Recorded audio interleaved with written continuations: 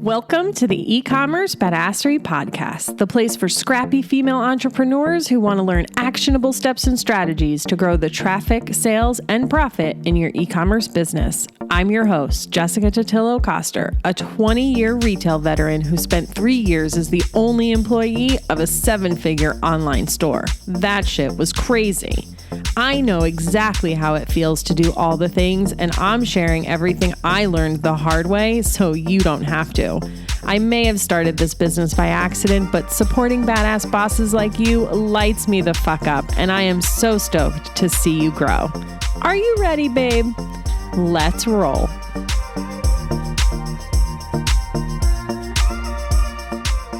Welcome back to the eCommerce Badassery podcast. I'm your host, Jessica Totillo-Coster. One of the things you hear all over the internet and on this podcast when it comes to e-commerce marketing is to focus on collecting and utilizing zero and first-party data, which sounds great in theory, but the real question is, how do we actually do that? Now, we have gone into this here and there on the podcast, and I'll link to some other episodes you can check out, but I'm excited to dedicate an entire episode to it, so let's dive in. First, let's talk about what zero and first-party data are. Zero-party data is data that your prospect or customer intentionally and voluntarily shares with you. Some examples of zero-party data would be birthdays you collect, answers to a quiz or survey, and if you have a content or product preference center someone can update, that is all zero-party data. First-party data is data that you collect passively based on the customer's behavior. For example, what products they view on your website, what products they buy, what emails they engage with, etc. The first-party data conversation really rose to prominence with the announcement of iOS 14 because its claim to fame was giving iOS users the ability to block third-party tracking by apps. Essentially, it no longer gives Facebook and other apps visibility into your browsing activity without your explicit consent. We're not going to go into all of the details about that today. I'll link you to some other episodes in case you're not fully versed on what the iOS 14 change really meant.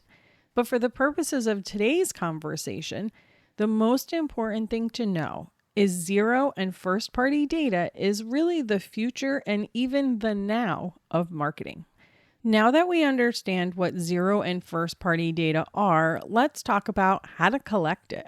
As mentioned, first-party data is the data that you passively collect through customer behavior.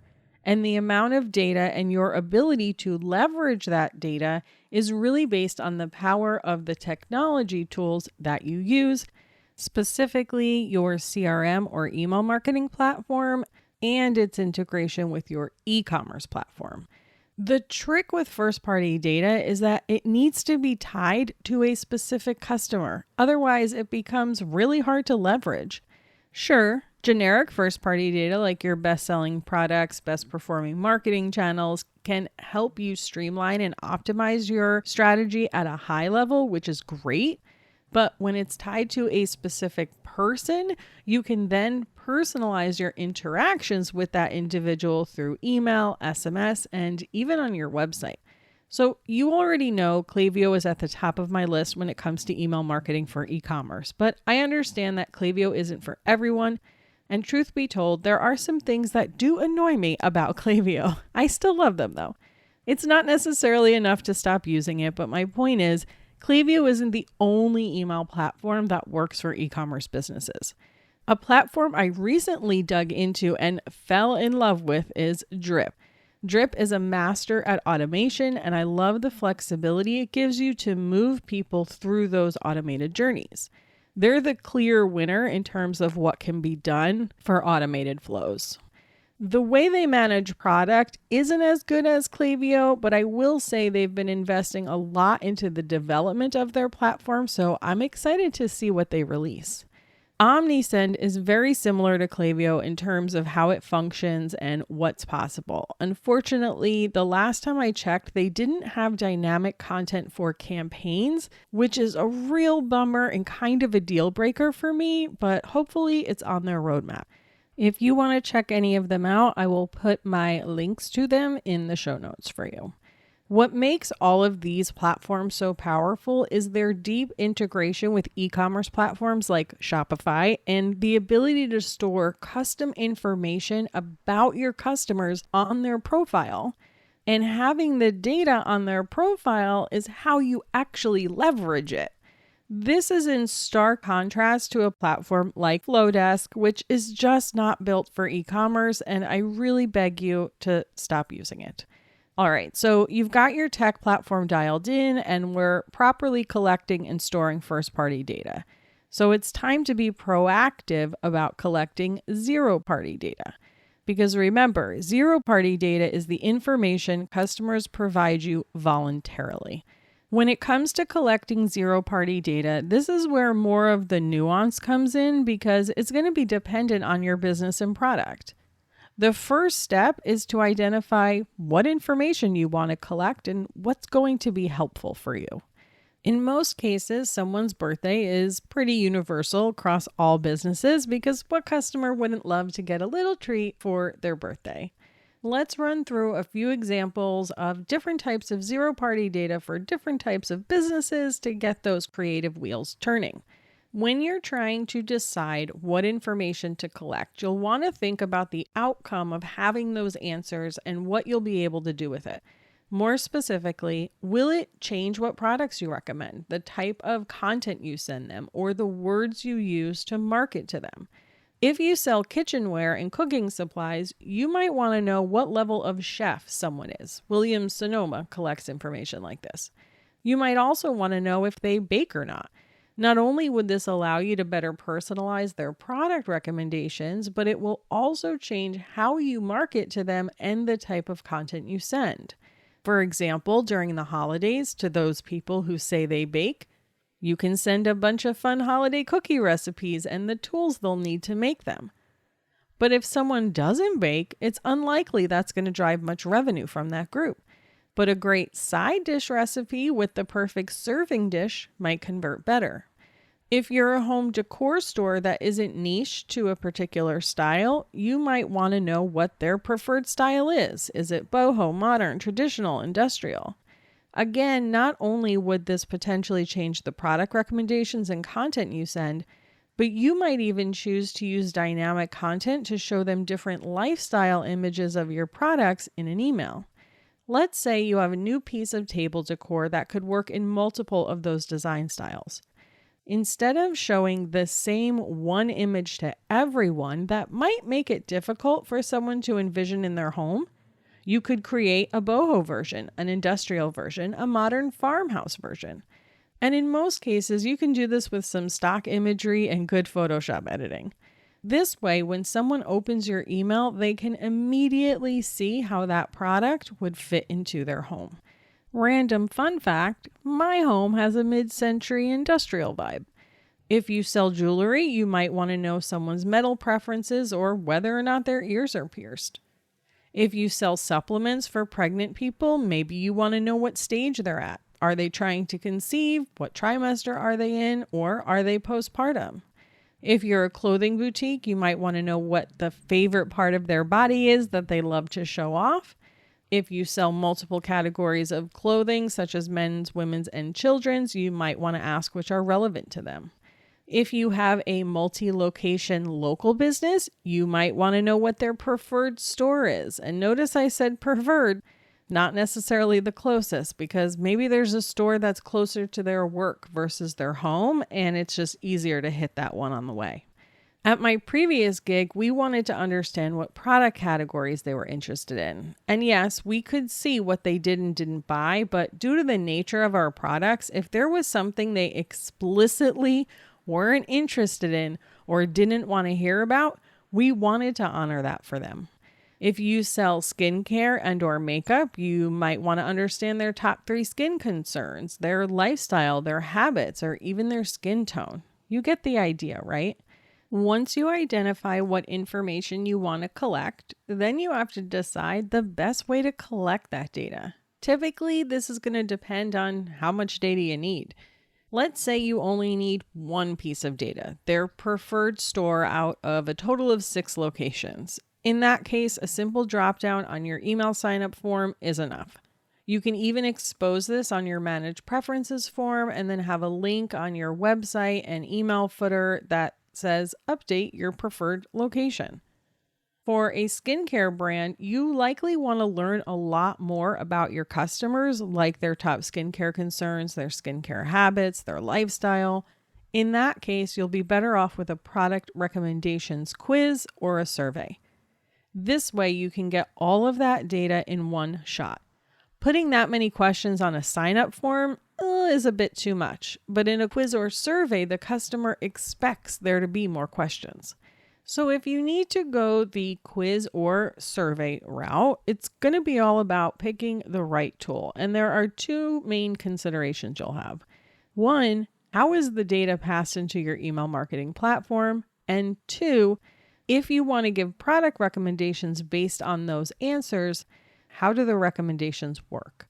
For example, Interact, which is a popular quiz platform that recently released its integration with Klaviyo, does not sync over the individual answers to the questions.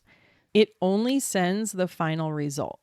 So if you're creating a personality type quiz, you would only get the personality. Sure, that's helpful, but knowing the specific answers to the specific questions would be even more helpful in most cases. In terms of product recommendations and what functionality you need, this will depend heavily on your assortment. If you want to recommend a collection of products or a skincare routine, you'll need to be able to weigh products by collection and set the specifics of what is recommended. In that case, a tool like Product Recommendations by Revenue Hunt is a good option. It's not the prettiest, but the functionality is really flexible and the price is totally reasonable. I used it with a skincare client and we were able to set up a quiz that recommended a specific skincare routine, 1 product from each category of face wash, AM and PM serums, moisturizer, SPF, and a mask. If you have a smaller assortment of product and don't need to upvote or present a collection of items, check out Prehook. The founder again was on the podcast talking about the power of quizzes and zero-party data. It's episode 107 if you want to take a listen. I haven't looked at the platform in a while, so it's possible things have changed, but I do remember it being a bit of a struggle if you wanted to present a collection of items, say a capsule wardrobe based on their style preferences. So now that you've collected the data, how do you actually use it in your marketing?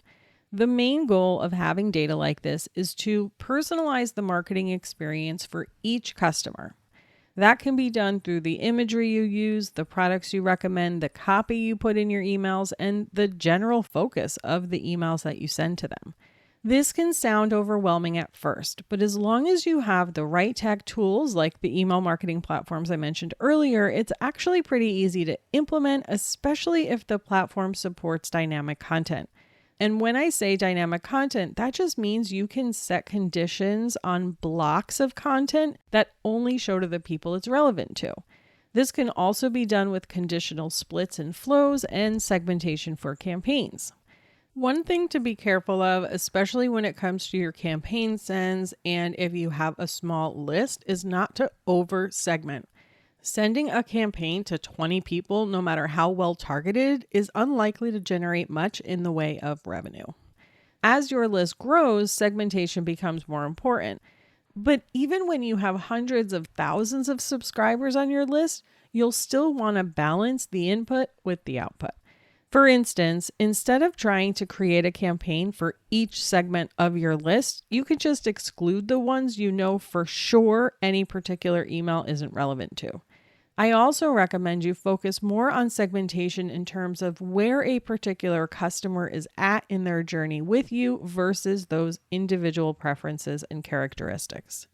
I do think you can put more effort into utilizing this information in your automations though. And I say this because these are emails that are triggered by the consumer's behavior, their activity on your website.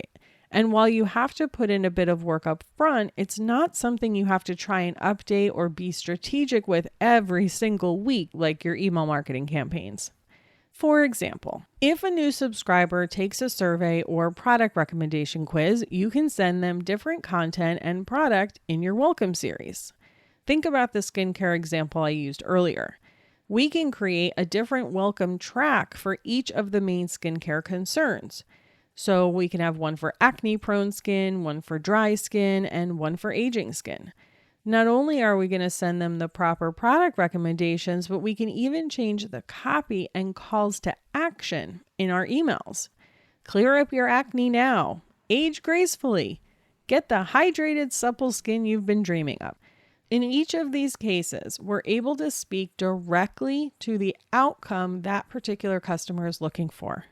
We can also follow up with more targeted content in the rest of our welcome series and even our other automations. Instead of saying something super generic in a cart abandonment email, we can again reiterate the outcome they're looking for specifically.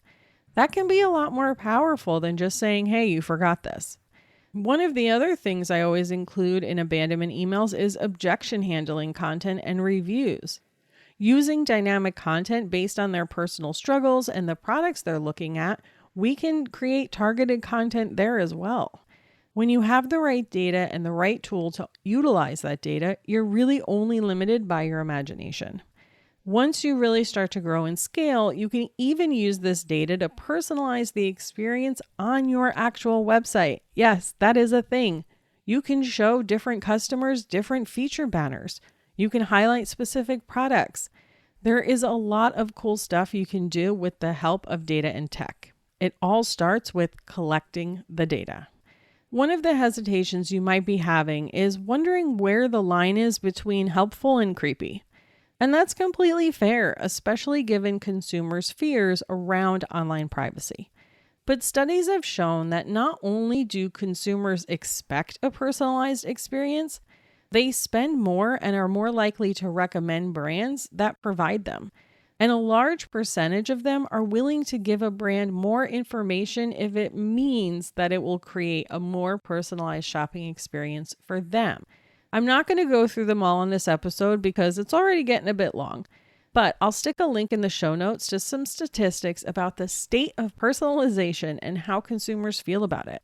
The short story is, yes, consumers are concerned about online privacy as a whole, but that's a lot different than asking them to take a survey or submit their skincare concerns so you can provide a better shopping experience for them. All right, so what are your next steps to implement this? The first step, identify what information you need.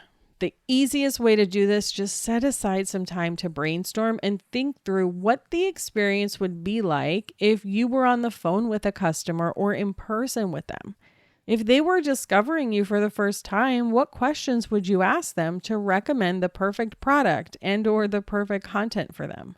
Once you identify what you need to know, then decide how to collect it.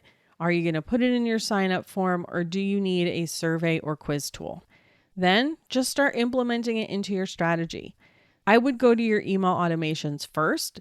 You don't have to revamp your entire system right off the bat. Just do it little by little. Start with your welcome series and your abandonment emails, as those are typically the biggest revenue drivers. And if you're hesitant at first because you fear people might get freaked out, especially in your abandonment emails, set it up as an A/B test. Let the generic one and the personalized one run it in parallel for a bit and see how it affects engagement and conversion. And remember that it's impossible to make everyone happy. So even if you get a few people who complain and say this is creepy, that's not enough to abandon the strategy altogether. I worked with a client a few years ago. She's got a pretty big customer base and does multi-seven figures in revenue. When we first turned on her browse abandonment email flow, it immediately started generating a ton of orders. But she did have one or two people complain about it. So what did we do? We just filtered them out of the flow by their email so they don't receive that. But we weren't going to miss out on all of that revenue because one or two unhappy people out of thousands. And pro tip on your browse abandonment email, I typically make this specific to the products they've been shopping, but you don't have to do it that way if it feels off-brand or icky for you. You could always make it more generic and just talk about why your brand is so awesome and why they should buy from you. That way, it feels more like a campaign email versus an email that was triggered by them looking at a product on your website. You know your brand and customers best. So how do you feel about all of this? Is it something you're excited to start diving into? Does it feel overwhelming? Please DM me on Instagram and let me know. If you feel like you need a little help brainstorming on this or implementing this for your business, please reach out. We can always hash it out on a strategy call or talk more about it in the lounge membership. It's not something you're going to get implemented overnight, and you don't have to. Take it step by step, little by little, and the results will compound over time. I hope that you find this super helpful. I hope this is exciting you about what's possible and lessening whatever fear you may have with the way online marketing is changing. There is still plenty of opportunity. The tools are out there to help you.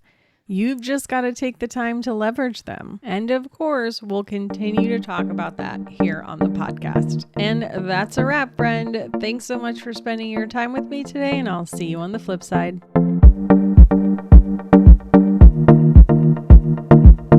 Thank you so much for listening to today's episode. If you like what you heard, I'd be so grateful if you'd leave a review on Apple Podcasts, and don't forget to subscribe so you never miss an episode. And if you're looking to surround yourself with more product entrepreneurs who totally get your life right now, get your booty on over to the eCommerce Badassery Facebook group. Can't wait to see you there. Until next time, e-commerce friends, stay badass.